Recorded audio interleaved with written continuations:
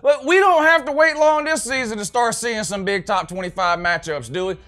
Michigan at Notre Dame, Virginia Tech at Florida State, hell, even Texas at Maryland should be a pretty good game. All the top 25 teams are playing this weekend. In this video, I'm going to go through those games. I'm going to pick a winner and loser for you against a spread and try to help you make a little bit of money. Let's go!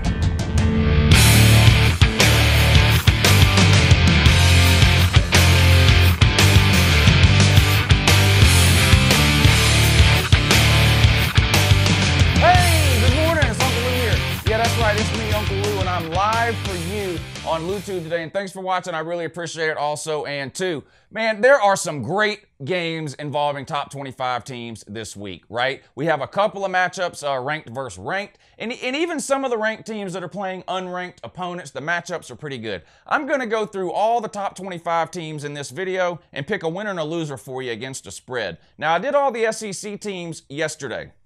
I'll put a link to that video right up here. If you haven't seen it yet, you can check it out. So there will be no SEC teams previewed or picked in this video, as I did all those yesterday. There also won't be any Thursday or Friday games. Going to do those tomorrow. So anyway, this will be the top 25 teams that are playing over the weekend, this coming weekend. This video and all my prediction videos this season are sponsored by the people at BetNow.eu. There's a link in the description of this video. Click that link. It'll take you over to the website. You can get yourself signed up. They've been nice enough to give me a bonus code, too, that I can let you guys use. If you enter the bonus code, Uncle Lou, one word, all lowercase letters, Uncle Lou, they're going to give you a 100% bonus on your deposit. Deposit 20, they give you 40. Deposit 100, they give you 200.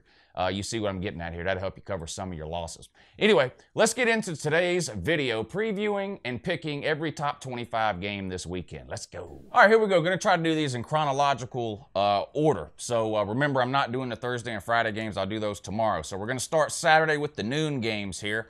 Power 5 contest here, Pac-12 versus Big Ten. Oregon State at Ohio State.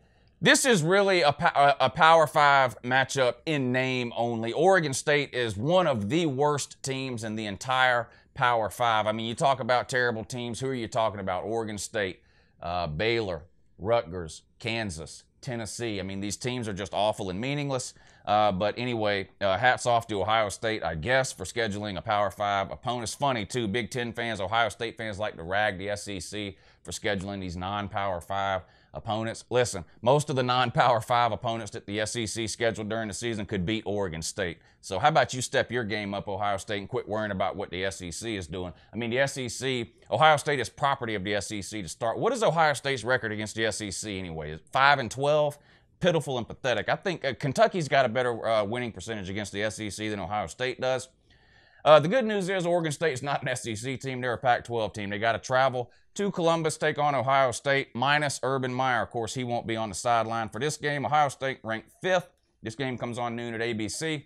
Ohio State's going to win this game, right? I mean, is there going to be any effect or anything from all this turmoil and distraction surrounding Urban Meyer and him not being able to coach the team for this week or be on the field during the game? Now, later, I think in the second and the third game, he can coach during the week. He just can't be on the sideline. But I think this week he couldn't do either. I can't see it mattering all that much against Oregon State. Now, Ohio State is a 38.5-point favorite. That's a lot of points to give up to a Power 5 opponent when you've had a lot of distractions and things going on around your program that aren't necessarily football related with the whole Urban Meyer, Zach Smith situation.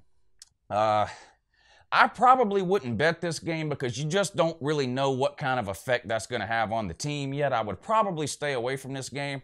But if I absolutely had to bet it for one reason or another, give me Oregon State and the 38.5 points. I mean, I could see, can't you see Ohio State winning this game 45-10? I mean, that would be 35 points. So if you took Oregon State, you'd have you a winner in that scenario. I don't know. I would stay away. Look, listen, Ohio State could beat them 60-13 or something. I don't know. But you just don't know what effect all that crap's going to have that's going on up there. I would stay away. But like I said, take Oregon State if you just feel like you have to. All right, up next, FAU at Oklahoma. Now, this is one of the games I mentioned. This isn't ranked versus ranked, right? FAU's not ranked. Oklahoma comes in at 7th. This game comes on noon on Fox. Oklahoma's a 20.5-point favorite in this one at home against FAU. Lane Kiffin offense is going to put up some points, period, no matter who they play. Oklahoma's defense, if you've been watching me for any amount of time at all, you know I'm not impressed with Oklahoma's defense. I mean, they really don't have one. I don't know what else me or anyone else really can say about Mike Stoops and Oklahoma's defense. I can't figure out for the life of me how this guy Mike Stoops still has a job. It's just, it blows me away. Oklahoma fans even hate this guy. I mean, they try to argue with me about it because they don't like me either. But when they talk amongst themselves, trust me, they hate Mike Stoops and want that guy gone too. I just can't figure it out. This is almost a 3-touchdown spread here. 20.5 is a good number if you like FAU in this game. I mean, Oklahoma could easily win this game by 3 touchdowns, right? I mean, if you like Oklahoma, you could see Oklahoma winning this game by 3 touchdowns. I'm not sure, though. I would take FAU in this game. I think FAU is going to be able to move the ball on Oklahoma. I think they're going to be able to score. Now, I don't see any way that Oklahoma loses this game, although it would be one of the funniest things to happen all season if that actually happens.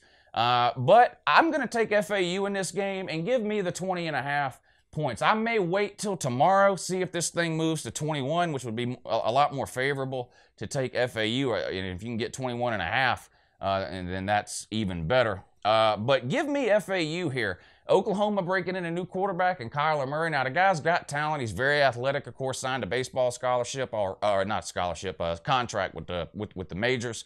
$4 million waiting on him at the end of the year if he chooses to go pro. Is he going to take a lot of hits, Kyler Murray? If he's running down the sideline and he needs another yard or two to get a first down, is he going to lower his shoulder and try to run through a safety? Or is he going to slide or duck out of bounds? I don't know. I see a lot of sliding in his future this year. Oklahoma is a better team than FAU. I do think Oklahoma wins the game. I don't see a way that they lose. But if I'm going to bet this game, give me the 20.5 points, and I'll take FAU. All right, then you got a nothing game here, noon. I don't even think this one's on TV except maybe locally if you're in the TCU or Texas area. Southern at TCU. TCU ranked 16th. Not even a line on this game. TCU will win this game. I'm not big on TCU this year. I mean, I like Gary Patterson. He at least tries to play defense, which is more than most teams in the Big 12 can say for themselves. A lot of people are high on TCU. I'm a lot lower on TCU than most people are, and I'm a lot higher on Texas than most people are. But anyway, there's not even a line on this game. TCU will win this one without a problem. All right, and then we got, this is probably the game I'm looking forward to the most that doesn't involve ranked versus ranked right here, okay? Texas at Maryland. This was an embarrassing game for Texas last year, and really it foreshadowed what was going to happen to them throughout the season. Texas lost a ton of close games last year, lost several overtime games even. No excuse for a Texas team ever losing to Maryland, in my opinion. You got Tom Herman there in his second year, considered an offensive genius, right? You look at Texas last year, what'd they do? Dominated defensively. I mean, they held Oklahoma to, what, 20-something points, nearly beat them. The best defense in the Big 12 by far, one of the best defenses in America, to be honest. Now, they lost a lot of those players off of that defense, but they gave their defensive coordinator a huge raise to keep him there. An elite defensive recruiting class this year, especially in the defensive backfield for Texas. I think Tom Herman, year 2, I think you're going to see the offense come around. Do I think the defense will be as good as last year? Probably not. May drop a little. I mean, I still think they're going to have the best defense in the Big 12. I don't think it'll be quite as good as last year, but I think the offense is going to be light years ahead of what we saw last year for Texas. I mentioned I'm higher on Texas than everybody else is. They're ranked 23rd. They're a 13.5-point favorite at Maryland. Give me Texas all day long, especially if I can get it under 2 touchdowns, which 13.5 under the 14 there. This comes on noon. Fox Sports 1, Texas at Maryland. Texas 13.5-point favorite. Longhorns should cover that. Cover this. Now, if Texas comes out and loses this game again, or barely wins it, I may have to jump off the Texas train. Maryland's not a good team. Speaking of distractions like at Ohio State, look at what's going on with Maryland. They may not have any coaches by halfway point through this season. The whole DJ Durkin situation where the kid died at practice, they fired the trainers and the strength people and all that, but all kinds of investigations and people poking around up there. I mean, people are just trying to find anything they can on this guy, DJ Durkin. Huge distractions. Texas should show up at Maryland and run away with this game. Give me Texas, and I'll lay the 13.5.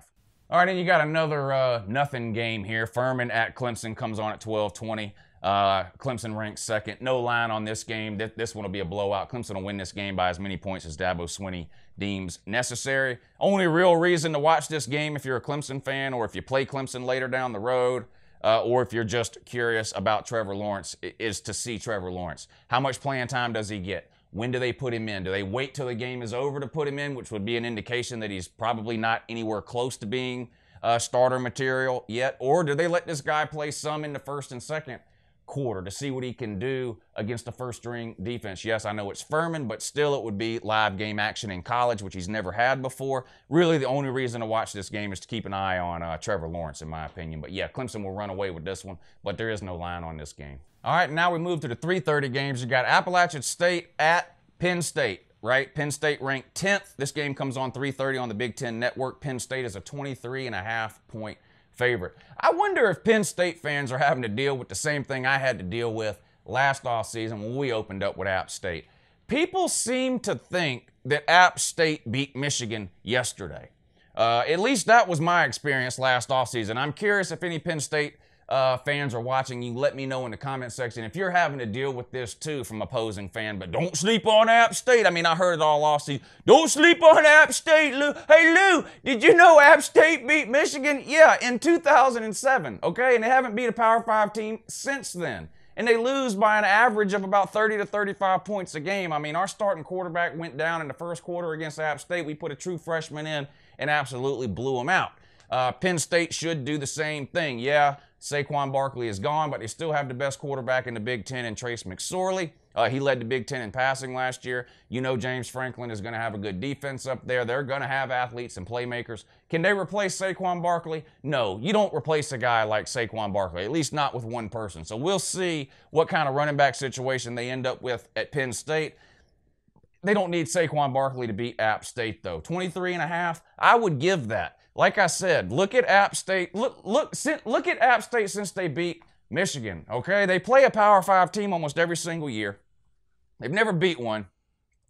Now, they did almost beat Tennessee a couple of years ago, but like we mentioned earlier, Tennessee, one of the biggest dumpster juice programs in America. And notice I said they almost beat Tennessee. They didn't. They've lost to every Power 5 team they've played since that miracle in Ann Arbor. And except for the Tennessee game, none of them have really been that close. I mean, like I said, average margin of defeat for them is in the 30s, okay? I'm a believer in Penn State. Yes, the Big Ten East is brutal, so who knows who's going to come out of there in terms of winning the division. But Penn State will dominate App State and Happy Valley. Lay the 23.5. At Southern Cal. Southern Cal ranked 15th. This game comes on 4 o'clock on the Pac-12 Network. Southern Cal's a 26-point favorite. Southern Cal lost, of course, Sam Darnold. They also lost their leading rusher and their leading receiver off of last year's team. So they're basically starting over at the skill position on offense. Now, Southern Cal never has a problem recruiting elite skill position players, particularly wide receivers and quarterbacks. So I don't expect it to be some sort of a nosedive on offense this year, but I find it hard to believe that Southern Cal is going to be able to replace that kind of production in week 1 the very next year. UNLV, not a good program. They got to travel to Southern Cal to take on the Trojans. I would not bet this game, but 26 seems like a lot of points to me. If you really want to bet it, take the underdog, UNLV, and give the 26 points and just hope that Southern Cal wins like, what, 44-20 or something like that, and you can cash in. I don't know that I would touch this one, though. All right, and then we got what probably most people would consider to be the biggest game of the day.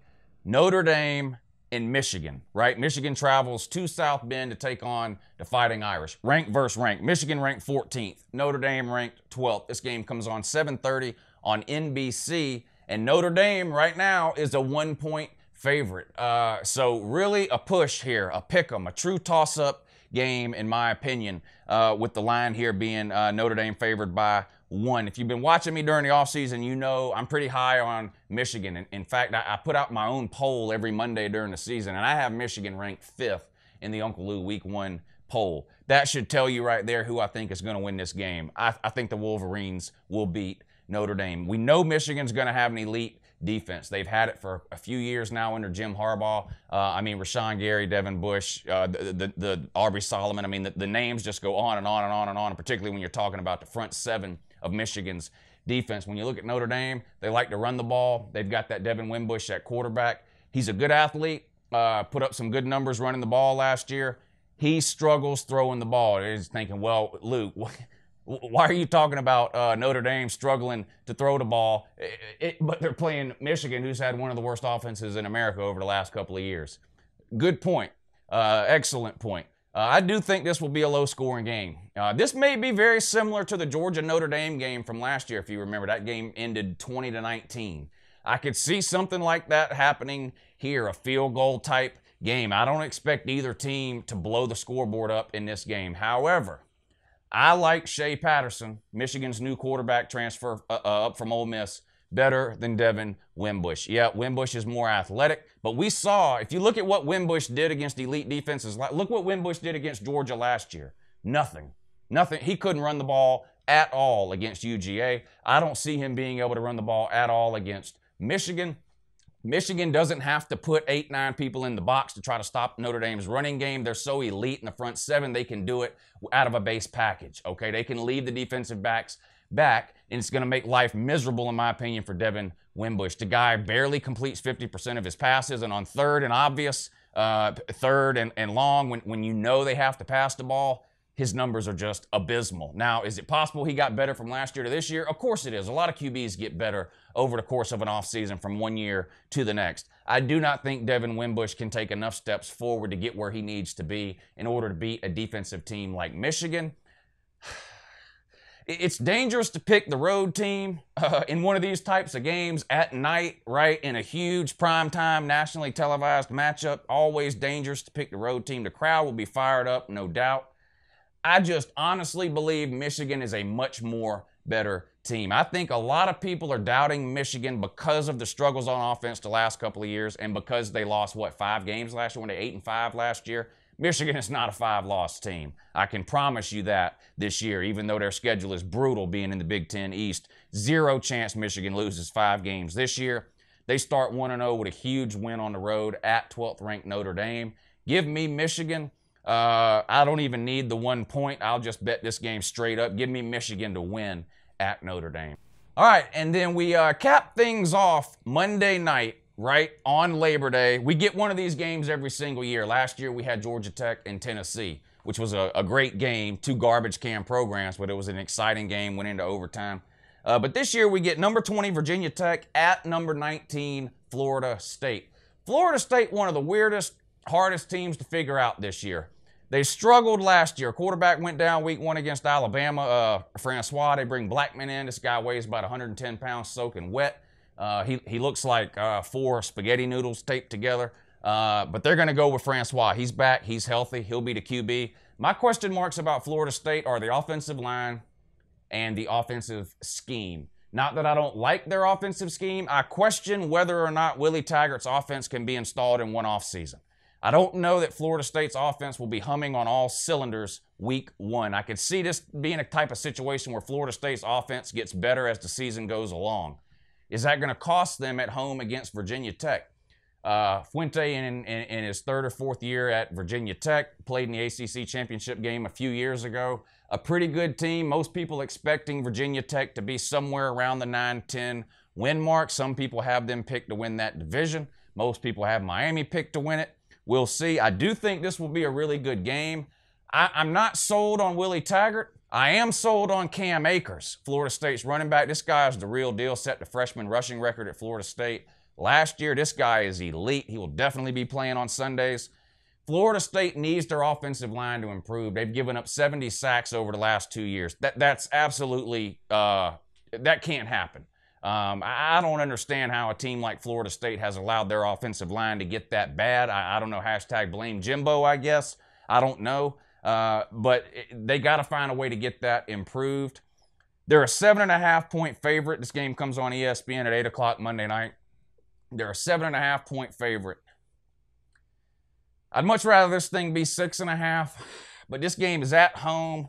I do think Florida State is a more talented team than Virginia Tech. If you look at the rosters and compare them top to bottom, I think Florida State is a much more talented team. I definitely think Florida State wins this game. I'm having a hard time with this 7.5 points here. I could see this being a close game, but I'm gonna take Florida State. I'm gonna lay the 7.5 points. Maybe wait till tomorrow. I might even wait till Monday. Maybe this thing goes down to 7. I'd feel a lot more comfortable there. But give me Florida State, and I'll lay the 7.5. But this will be a really good game, though. All right, so that's it for the ranked games coming up this weekend. Of course, if you're wondering, LSU and Miami, which is the Sunday game, I previewed and picked that one yesterday when I did the SEC video. That's why there's no SEC teams on this list, so you can click back and watch the SEC picks from yesterday if you want to catch those. Let me give you 2 locks out of all these picks. My 2 favorite bets, my 2 favorite picks out of all of these right here. Michigan +1 and Texas -13.5. If you held me down and made me put everything I own on any 2 games on this list, it would be Michigan +1 and Texas -13.5. Anyway, click the link down below. Sign up on BetNow. Get you some free money using the bonus code Uncle Lou. They will match 100% whatever you deposit. Enjoy the games this weekend. We'll have another video out tomorrow that will cover all the Thursday and Friday games. This week it'll be just like today's video, but we'll cover the Thursday and Friday games. And then Friday I'll have a preview of Georgia and Austin Peay. You guys have a great day. Black, then white.